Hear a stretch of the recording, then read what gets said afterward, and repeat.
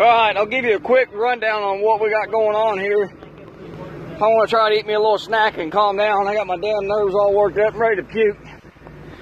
This hillside up here is steeper than a billy goat wants to mess around on.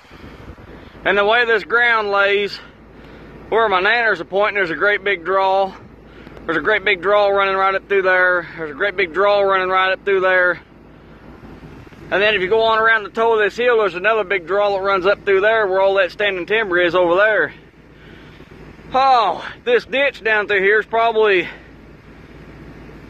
I bet the banks on it's 4 or 5 feet deep. It's got water running in it because all our snow's finally starting to melt off. We finally thawed out. It's like 65 degrees right now. I think today's the 3rd or 4th of February. And it is crazy warm. But when we cut this hill, we ran down that knob over there just to get after it, knowing that this draw was going to be a bottleneck for all the wood. And with the way we laid it out to where the din had to come up through that draw in order to get the timber out, instead of stopping all the production together and taking 2 skidders and 2 cutters and winching the trees back up over the hill and being dangerous, because that hillside there is West Coast steep. I'm telling you, I mean, it is ungodly steep. It's steeper than a 3-to-1.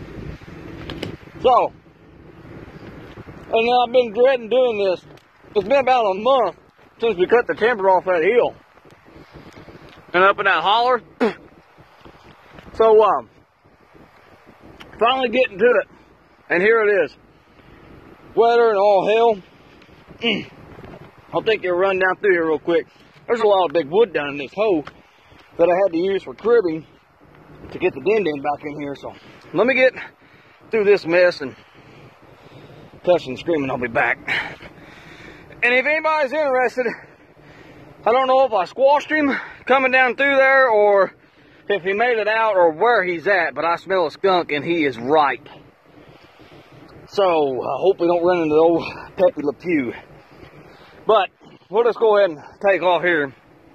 We got water down in the ditch, and I was having to stick my head down there and pull myself up on some of these trees, and the whole head on that din was disappearing plumb up to the saw. So I mean, it is deep. There ain't a lot of big wood from about right there out. It's all just pecker pole brush, but from there on back was good big wood, but I was running out of wood. I was ending up having to buck the logs up, or buck the trees up in the logs, just to get myself cribbed across to get back in there, because that pocket, that hillside pocket right in there, that's where all the big wood was laying. And I'm gonna try to grab that hard maple on the way back out. That's the only tree I can't get a hold of. Let me get over here, hang on. So now, what I gotta do is, of course, that big red oak over there, I'm going to have to buck him up. He's too big to handle around, monkey around coming back down through here. This is my road, getting myself back in there. Now I got to take my road back apart, and I got to drag all my wood. I'm going to shuffle all the wood back out to here onto hard ground where the skidders can grab it and take back off with it. And I ain't got time or the patience to do a video of all this unfolding and tying it all together. I ain't got that kind of patience today for that. Today's Monday, and I did not want to do this on a Monday, especially as wet as it is. See, now, this right here was about the start of my big wood situation. Pretty good size ash. And then these sassafras had me all kinds of worked up. I was like, gosh, dang, that's just paper wood. I'm going to bust through that with that big track over. It worked out good so far, and that skunk, I don't know where he's at. Man, he's right through here. Let me get back here, and I'll show you what else we got going on. So let me get over and I'll be back. All right, there's the big holler that divides the property into 2. Of course, we've got the right side done. Now we're starting to finish the left side, and we're coming out clean. This same holler, this is the toe of that big knob I was talking about. The din just sitting right up in there. And there's my road. But this holler here, it runs a couple hundred yards all the way up in there, up into steep band country. splits off and runs up in there, and you go around the toe of that hill about half the distance from here to the highway, which is about 200 yards. There's another big holler. It cuts up into right and goes back up in there again. So we're gonna have to do this aggravating shit on 2 more big hollers. And this here's the main ditch. This ditch here's got water running in it. And I'm not leaving them tops in there. I'm leaving the tops in there for right now, because I'm probably gonna have to use them tops padding my way up through there. We ain't got enough wood on the ground to do that.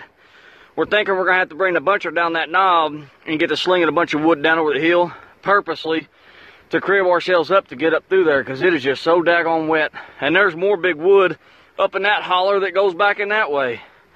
The way this ground lays just flat sucks to try to move production with mechanical logging and big equipment. But we're getting her done. Just taking a little while. Aggravating. And on my way back out, I'm going to try to cut that maple and that poplar with the din-din if I don't smash the head on it. Taylor left a tree hung up in here earlier, and I found it, and it come down and hit the back of the motor. It didn't hurt nothing. Weight bench caught all of it. Oh yeah. I want to get off here. I'm fixing to gore myself with one of these sticks, crawling around on these logs with mud all over my boots. But I wanted to give everybody a rundown on the Indiana swamp logging. God, this sucks. I don't see how old Sumitomo does this all the time. Of course, they probably ain't dealing with ditches that deep. And I don't know if they ever deal with banks that steep either. I don't know. But this sucks. Especially when you got a track hoe that ain't got a leveling tab on it. You got to try to level yourself up with all the junk under you. That sucks. Later on. Well, there it is. That's the end of the draw. That video I done, I was sitting up on that knob and I walked out through this ditch here, standing on top of all that wood that we had cribbed up, and I had to shovel it out. And what I'm talking about shoveling, for people who don't understand it, is you got to mat yourself in. You got to lay all them logs down in that ditch on your way up through there to give you something to sit on so you can do your job. Well, when you get to the end of the road or the end of the job, now you got to turn around and come back, and as you're coming back out of there, you're picking all your logs back up out of the ditch that you was using as cribbing, and you're throwing them back behind you, what's behind you, as you're tracking forward. So every time I spin around, I got a great big pile of logs in front of me, just like this here, and I just shovel them all the way out to the main skid road to where the skidders can grab a hold of them. There's another ditch crossing. That's the same ditch that I had to go up inside of. There it is right there. And then that ditch just runs all the way up in the middle of that draw. Now the big branch, the main creek off of that ditch, is on this side of the din-din. And it runs up, makes a left, runs up in a holler that way, makes a left, and then winds around, splits off again, and runs up that way. What an aggravating job. And then splits off again and goes that way. What an aggravating job.